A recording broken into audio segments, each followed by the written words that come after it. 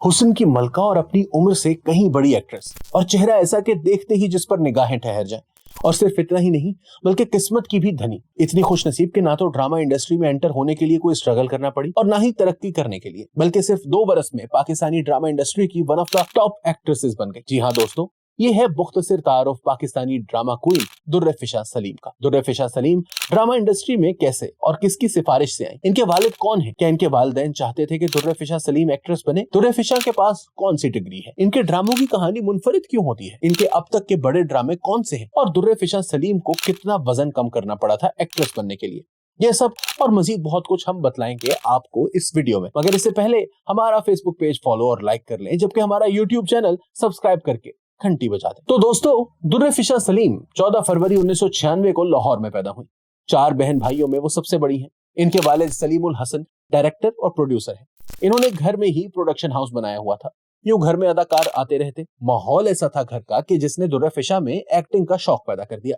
लेकिन इनके वालिदैन, खासकर वालिद, नहीं चाहते थे कि दुर्र फिशा अदाकारी की फील्ड में आए। मगर दुर्र फिशा को तो अदाकारा ही बनना था। वो बचपन से ही खुद को माधुरी दीक्षित समझने लगी थी। माधुरी की तरह उठती, बैठती, चलती, फिरती और बातें भी करती। कहीं डांस करती तो लोग हैरान रह जाते कि ये तो सारे के सारे स्टेप्स माधुरी के हैं। मगर वालिदैन का सिर्फ यही कहना था कि जी लगा के पढ़ो। और फिर दुर्र फिशा ने LGS से O और A लेवल्स किया। इसके बाद यूनिवर्सिटी कॉलेज लंदन से लॉ में डिग्री ली। वो कभी प्रैक्टिसिंग लॉयर तो नहीं रही, पर आसमा जहांगीर मरहुमा के जेरे साया इंटर्नशिप की।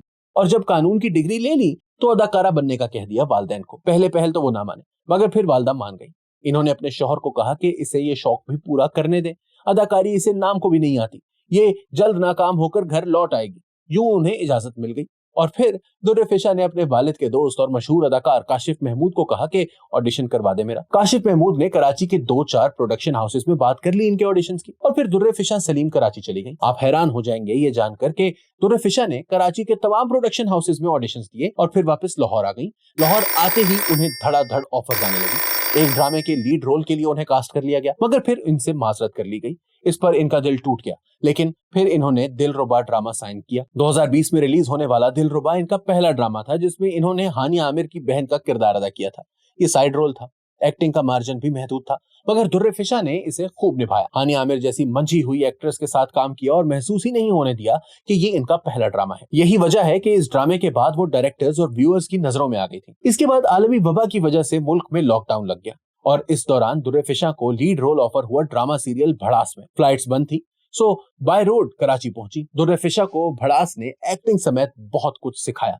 उन्हें इस ड्रामे में थप्पड़ पड़ा और फिर उन्होंने तय कर लिया कि आइंदा किसी भी ड्रामे में थप्पड़ नहीं खाना। खैर, भड़ास के बाद मरीना खान की डायरेक्शन में बनने वाली सीरीज परदेस में लीड रोल मिला दुर्र फिशा को। इसमें इनकी एंट्री 10-12 किस्तों के बाद हुई और फिर तो वो छा ही गई।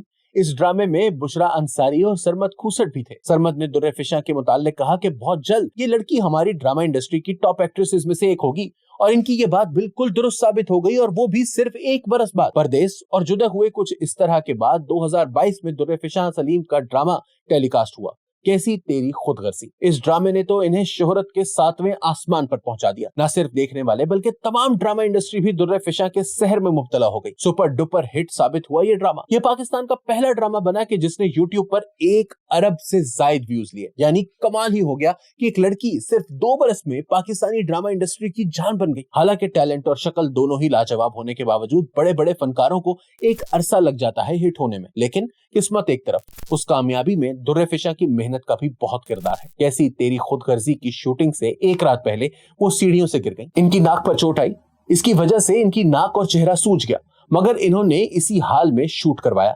इस ड्रामे की पहली 2 किस्तों में साफ देखा जा सकता है कि दुर्र फिशा की नाक और चेहरे पर सूजन है। और फिर कैसी तेरी खुदगर्जी के बाद लोगों ने कहना शुरू कर दिया कि बहुत जल्द पाकिस्तानी ड्रामा इंडस्ट्री पे सिर्फ दुर्र फिशा सलीम का ही राज होगा। लोग इन्हें नेक्स्ट माहिरा खान कहने लगे।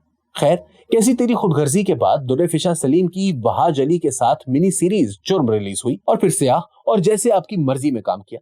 इसके बाद दुर्र फिशा सलीम के एक और ड्रामे इश्क मुर्शद ने कामयाबी के सारे रिकॉर्ड्स तोड़ डाले। बिलाल अब्बास और दुर्र फिशा सलीम की जोड़ी को इंतहा से ज्यादा पसंद किया गया। इश्क मुर्शद हालिया दिनों का सबसे मकबूल ड्रामा है। और फिर इसके बाद आया दुर्र फिशा सलीम का ड्रामा सीरियल खई।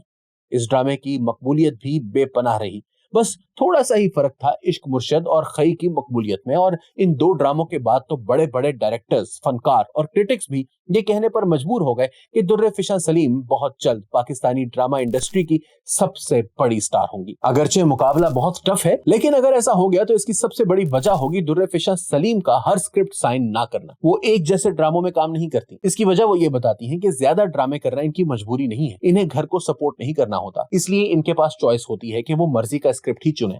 वो बहुत सी चेंजेस करवा देती हैं स्क्रिप्ट में, मगर दलील देकर। बहुत से डायरेक्टर्स इन्हें कहते रहते हैं कि थोड़ा फिट हो जाओ, मजीद अच्छी लगोगी, लेकिन वो नहीं मानती। ये अलग बात कि शोबिज में आने से पहले उन्होंने अपनी मर्जी से अपना वजन कई किलोग्राम कम किया था।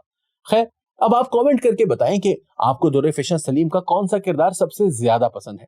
और हाँ, वीडियो को लाइक और शेयर भी जरूर करें।